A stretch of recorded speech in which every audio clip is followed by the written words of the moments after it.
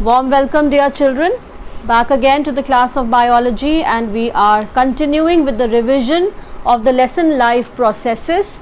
We talked about nutrition previously, and now we will talk about digestion. And just before that, if you remember, we talked about Holozoic nutrition in the previous class, in which I had discussed the 5 steps of Holozoic nutrition. Right now, the same Holozoic nutrition is also found in amoeba as well as in paramecium. Right? So, the 5 steps of nutrition, Holozoic nutrition found in amoeba. Now, this is one question which is asked in the board exams, and every year or every alternate year you will find a question related to the nutrition in amoeba.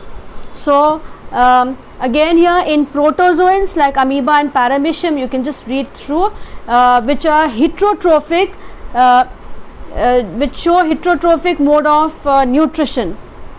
Right now, in these organisms, we'll see over here that the 5 steps of Holozoic nutrition are found, right? So, the 5 steps of Holozoic nutrition found are ingestion, that is the first step of taking in food.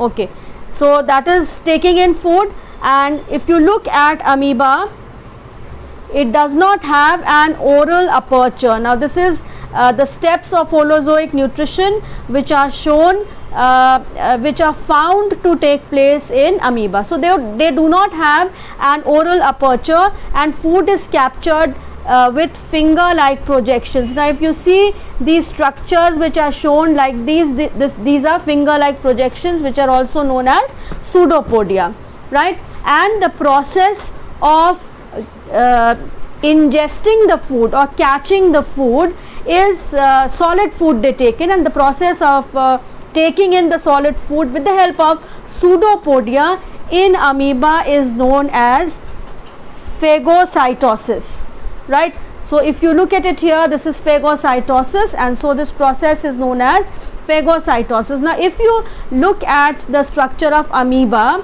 right, and here you see how the pseudopodia is catching, the amoeba is catching the food with the help of its pseudopodia. So, this process is known as phagocytosis, right? The food gets enclosed in a vesicle or a vacuole of phagosome, right?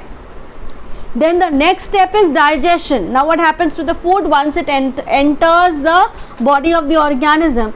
Immediately digestion starts taking place, and in unicellular organisms digestion is intracellular. Intracellular means it's inside the cell. So, you can see the structure, the B structure of amoeba, right, where the contractile vacuole is also shown, and in the C part you will see how the ingested food particle is taken in, where the process of digestion starts inside the cell.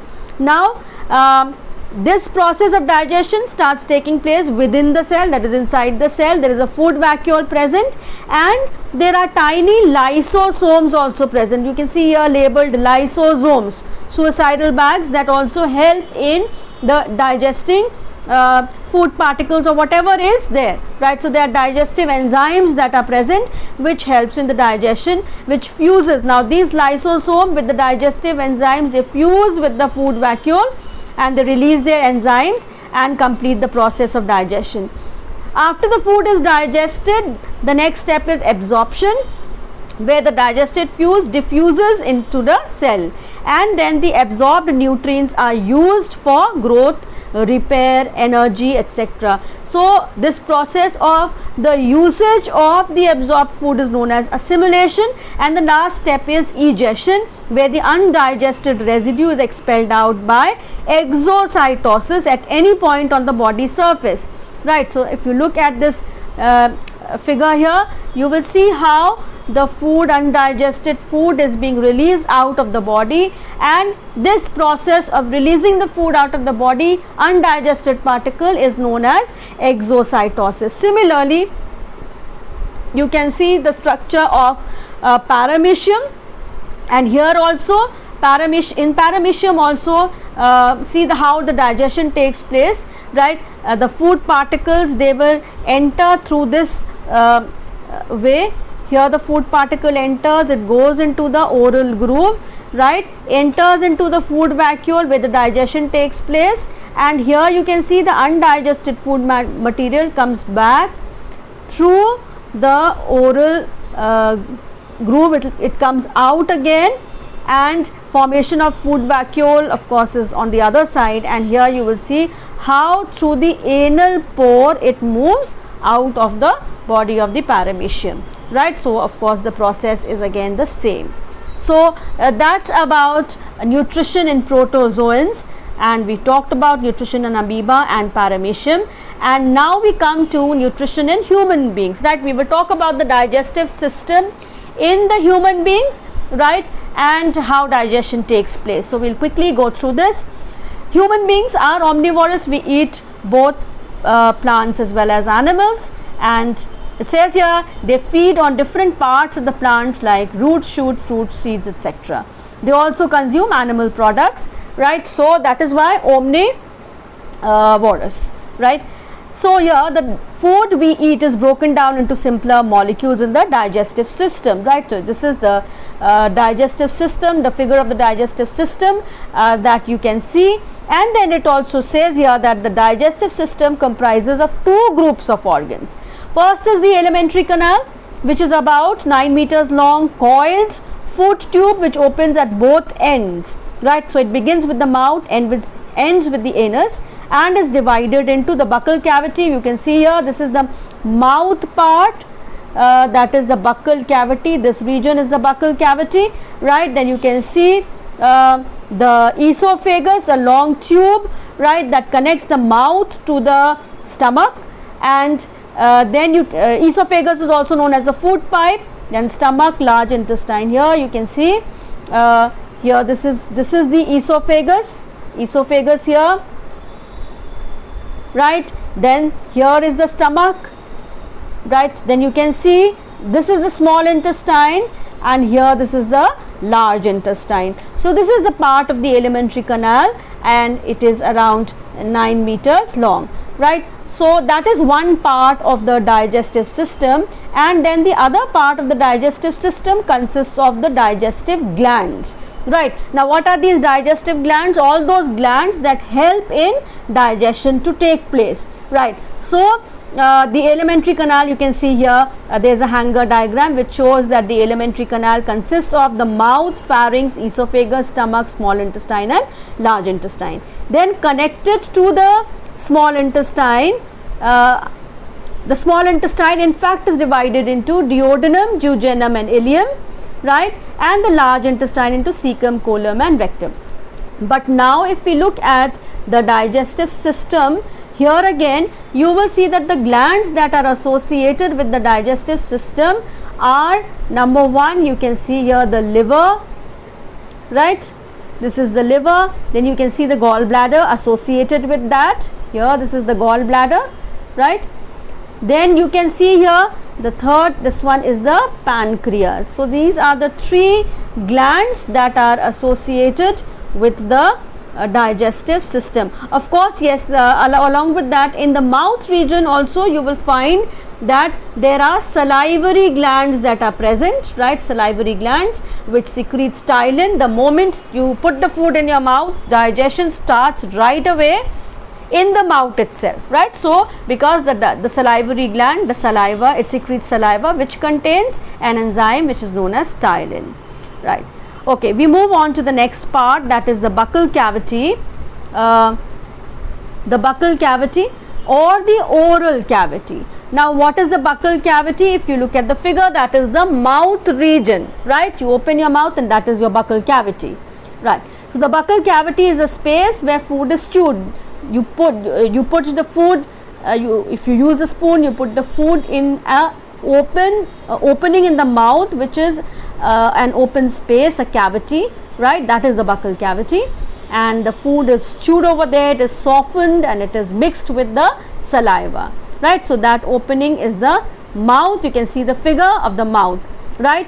The mouth is bordered by an upper lip and sorry, it is bordered by upper and lower jaw, right? So if you look at the mouth, right, you have the upper jaw and you have the lower jaw, right, and the jaws are covered by lips on both the upper and as well as the lower jaw are covered by cheeks on the sides and in front by lips, right. So lips are soft, movable and sensitive structures. They help in sipping and sucking the food. Then if you look at the teeth in the human beings, it says here teeth are the hardest non-bony structures, right. They are embedded in jaw bones, so that is why they are called thecodont. So teeth fastened in the sockets of jaw bones. So the human teeth is thecodont, heterodont and diphyodont, right. Thecodont embedded in bony jaw sockets, right. Heterodont having different types of teeth which are modified for cutting, biting, chewing, etc. Here you can see the different types of teeth are given here. So they are different, all incisors, canines, premolars and molars, right. So that is why heterodont, hetero means different and don't is a term related to teeth. Then diphyodont, we have two sets of teeth, right. The milk teeth which break at a particular age and then it is replaced by a permanent set of teeth, right. We'll quickly go through the different types of teeth, right. Incisors, they're chisel shaped, right. You can look at the shape of the incisor. You can see here that the incisor is a chisel shaped, right. Then here, this is the chisel shaped incisor, right. They are 4 in number and they're used for biting. Then canines are dagger shaped, so you can see here these are canines, dagger shaped. They are 2 in number and they are used for tearing. They are non-functional actually in us. Premolars, they are broad teeth, 4 in number, right. And then molars, again they are 6 in number and they are also broad.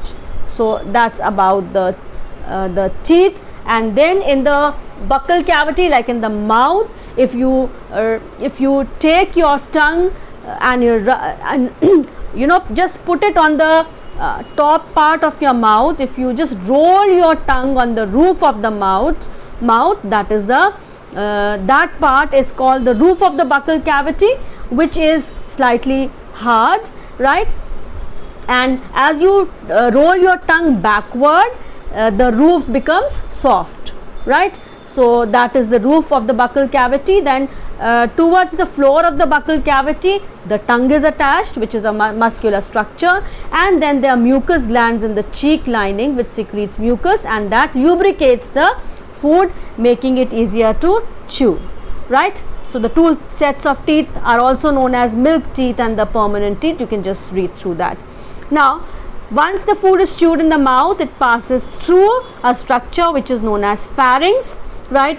Pharynx is a funnel shaped passage behind the soft palate. So I told you to roll your tongue backward. So the moment you roll your tongue backward, you will find that the roof of the palate is soft behind, right. So just behind the soft palate is present the pharynx, right.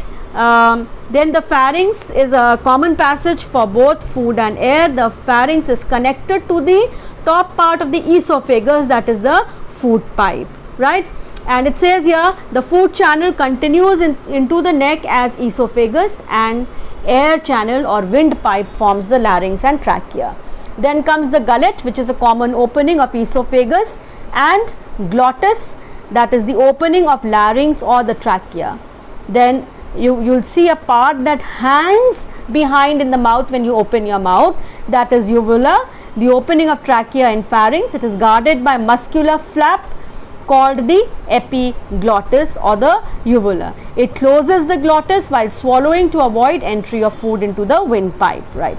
Next to that is the esophagus, which is the food pipe, right. 25 centimeters long it is. Food passes down the esophagus by peristaltic movements, right, of its muscular walls. Now what is peristalsis? Let's read here, right. It is a progressive wave like movement of muscle contraction that proceeds along the wall of the esophagus. right, and the food keeps on moving with this process in the esophagus, right, throughout in the alimentary canal. Then comes the next part, that is the stomach, which is an elongated J-shaped organ, which is a muscular bag, right. If it say J-shaped organ, it is something like this, right. It's a muscular bag made up of muscles, right, and it lies below the diaphragm. The lining of the stomach wall contains numerous gastric glands. So the wall of the stomach has many glands present, which are known as gastric gland, and they secrete gastric juice, hydrochloric acid and mucus. Now what is the function?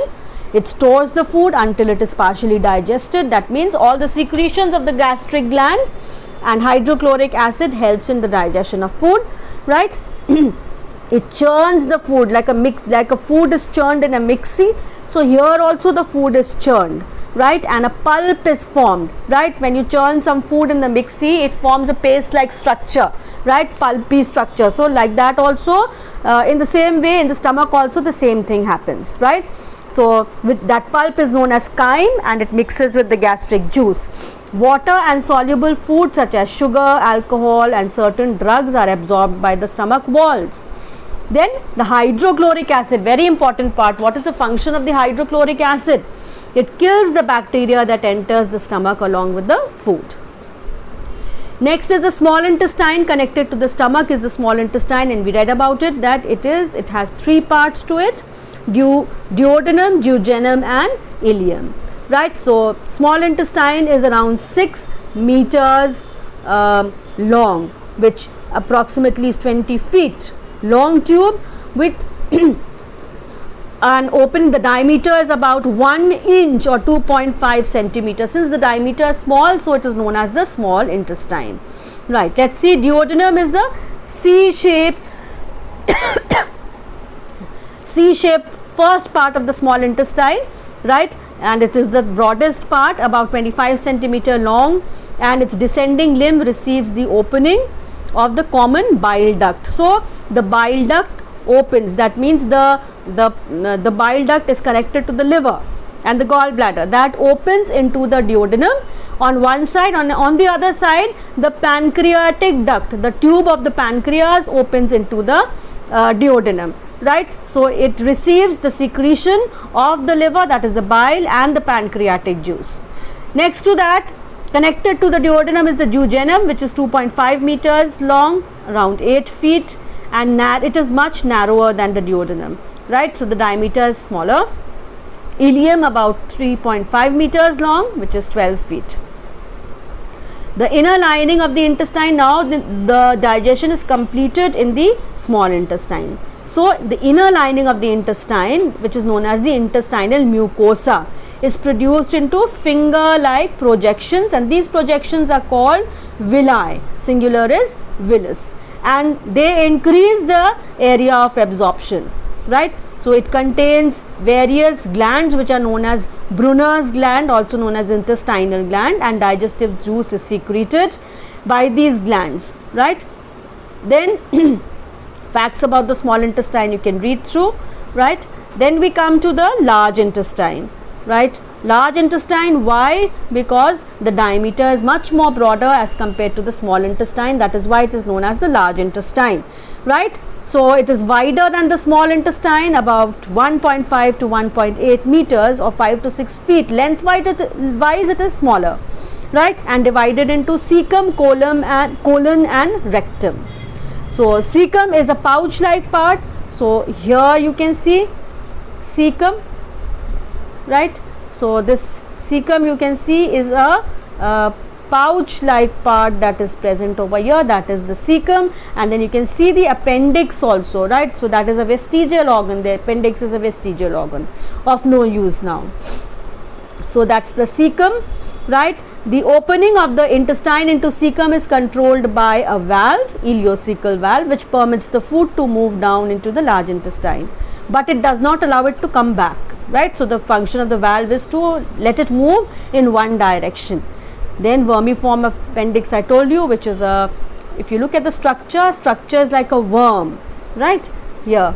So it is known as the vermiform appendix. right, vestigial organ in man.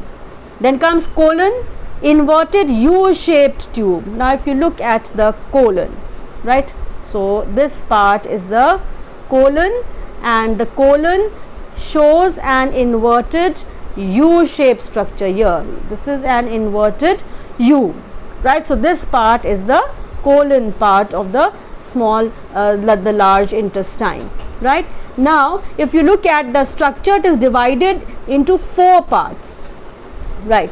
Now what are the 4 parts into which it is divided? Ascending colon, right, and this is the descending colon, right. Ascending colon, descending colon, transverse colon and sigmoid colon, right. So so we come to ascending, show an arrow, descending, right, transverse, and the sigmoid region is the lower, this region here is the sigmoid region, right. So these are the 4 parts of the colon. Then comes the rectum, 15 centimeter, about 7 inches, long terminal tube guarded by anal sphincter muscles, right. So here this region is the rectum region, right. Anal sphincter muscles that you can hold your feces for some time. Functions of the large intestine is absorption of water from the food, secretion of mucus, egestion of undigested food. Okay, now we come to the digestive system. We come to the first part, salivary gland, right. Salivary gland secretes saliva which lubricates and moistens the food, and it binds food into a bolus, round ball like structure which becomes easy to swallow, and it secretes the enzyme salivary amylase, which I told you as ptyalin, right, and it converts starch into maltose. Only starch is acted upon by this enzyme. It is antiseptic also, this saliva, and it contains lysozyme which kills germs that may be present in the food that may enter the mouth. The next gland is the liver, largest gland of the body, reddish brown, weighs about 1.5 kg, right, and lies on the right side of the abdominal cavity, right, and in the concavity of the diaphragm, formed by hepatic cells. Hepatic is a term related to cells. They secrete bile juice, or they produce bile juice, and this bile juice is stored in the gallbladder and is released into the duodenum when required. So you can look at the liver here. You can see the diaphragm. This is the diaphragm. Just in the diaphragm, just below the diaphragm, you can see the liver, right, and here the structure is the gallbladder. So bile juice is secreted in the liver, which is stored in the gallbladder, right, and through a common opening, bile duct, the juice enters into the duodenum, right. So that is how it works. So that's about the liver. Then comes the gallbladder. It is an ovoid structure. It receives bile from the liver, right, stores bile juice for some time, and then it gives it into the duodenum. Pancreas, just next to in the C shape, if you look at the duodenum here, this is the duodenum, right, on the concave side is present the pancreas, right. So this is the pancreas, right. So again here the pancreas also secrete pancreatic juice. It is a diffused pink colored leaf like gland that is present, right, and it has parts which secretes certain endocrine, it has an endocrine part which secretes some hormones, as well as it secretes the enzyme. So it is a mixed gland, right. Now if we talk about digestion, right, the whole it's a process of physical as well as chemical breakdown of large food particles, complex molecules which are broken down into simpler forms. So the digestion starts right away in the buccal cavity, in the mouth, right, where the mucus is there, salivary amylase is there, right, which dissolves it or digests it into simpler, we can say the carbohydrates, right. Salivary amylase present in saliva hydrolyzes or breaks starch into maltose, and then pharynx, then it is swallowed into the pharynx, and then it enters into the esophagus, right. So no mechanical or chemical digestion occurs in the pharynx or the esophagus. Then the food, and it is just a passage, right, connected to the mouth and to the stomach. So it's just a path through which the food travels. Then comes digestion in the stomach, where we've already discussed what happens. Churning takes place, the food is turned into a pulpy mass which is known as chyme. Walls of the stomach contains gastric glands which secrete gastric juice, right, and hydrochloric acid. The enzymes present are pepsin, renin and gastric lipase, right, and mucus also is there. So pepsin is secreted in an inactive form called pepsinogen, but there is the presence of hydrochloric acid which helps it convert into the active form. So pepsinogen, it acts on proteins and breaks it into proteoses and peptones. Then renin, in the presence of hydrochloric acid and calcium ion, helps in the digestion of milk protein. Gastric lipase partially hydrolyzes, breaks down fat, not completely, little bit of fat is broken down into fatty acids and glycerol. Then gastric mucin, it protects the mucous membrane of the stomach. Then comes the small intestine, duodenum part, which is to which the liver secretes the bile juice, right. So it receives the bile juice from the gallbladder and it receives pancreatic juice from the pancreas. So what is the function of the bile juice? This is asked in the exam as well, right. So the bile juice, it neutralizes acidity of the chyme in the duodenum. So the acidic property is neutralized by the bile juice. So it makes the medium more alkaline for the action of enzymes of pancreatic and intestinal juice, and it emulsifies, breaks down fat and prepares them for the action of enzymes. The pancreatic juice, it secretes many enzymes like trypsin or chymotrypsin, right. So this is chymotrypsin are secreted in an inactive form, and on being changed into the active form, they bring about the breakdown of proteins. Then carboxypeptidase, it hydrolyzes or breaks down polypeptide chains, right, into tripeptides, dipeptides and amino acids. So peptide is related to amino acid again.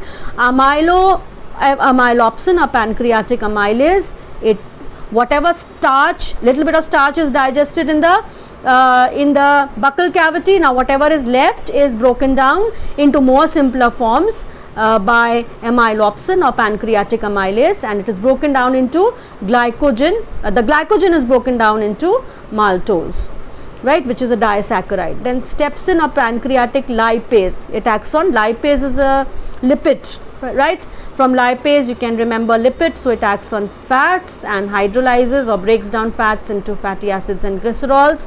Nucleases and nucleotidase, right, they hydrolyze nucleic acid, RNA and DNA, into nucleotides and nucleosides. Then comes the small intestine, ileum, right. So ileum also secretes many enzymes, erypsin, maltase, sucrase, lactase, lipase and enterokinase. So erypsin or peptidase, it breaks down peptides into amino acids. Maltase breaks down maltose into glucose. Sucrase breaks down sucrose into monosaccharides.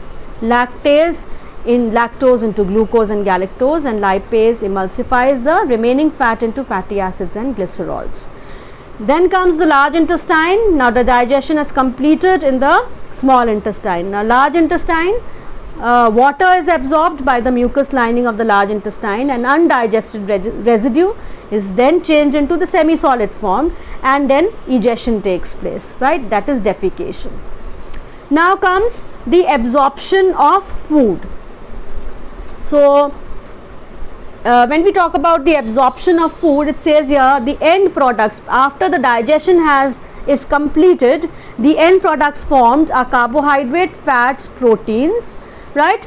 These the digestion of all these takes place, which leads to the formation of glucose, glycerol, fatty acids and amino acids, right. So carbohydrates are broken down into glucose, fats into fatty acids and glycerol, and proteins are broken down into amino acids. Now these are absorbed by the walls of the intestine. So glucose, fructose, galactose, amino acids, vitamins, they diffuse through the intestinal wall into the blood with glycerol, fatty acids, etc. Into the lacteals they enter, right. So it says here, for efficient absorption the intestine has the following specialities. It is extremely long, presents a large absorbing surface area. Its absorbing surface is increased by the formation of finger-like projections. Here you can see these are the finger-like projections which are known as the villi, right. So this increases the surface area of the intestine. The epithelial lining is very thin, right. So diffusion is very easy. So easily the food enters. Each villus has a dense network of blood and capillaries. So if you look at the structure of the villus here, you can see the dense network of capillaries that are there, and it has a lacteal, right. So if you look at the central region, which is I'll just remove this central region, which is colored with pink, right. So that is the lacteal region, right, or the lymph vessel, right, for the absorption of fat. Lacteal is a term related to milk, right. So it appears to be white because of fat, that is why it is lacteal, right. Okay, then comes assimilation. Now when it is absorbed, then what is the use of the food that is absorbed, right. It is distributed by the blood to the various cells of the body. The glucose is used in respiration to release energy. Excess of glucose is converted into glycogen in the liver and is stored in the muscle cells and liver cells. Amino acids are used to make proteins, right, for repair, etc. Then construction of more cell organelles. Then fatty acids and glycerol on reaching the cells are converted back into starch, right. So with that we've completed digestion. You can just go through the summary of digestion in the different parts of the alimentary canal, and in the next class we will talk about the you will do the question answers related to this particular part of digestion, and just complete that in your notebooks. So that's all about for today. So complete your work, keep your notebooks up to date. Thank you.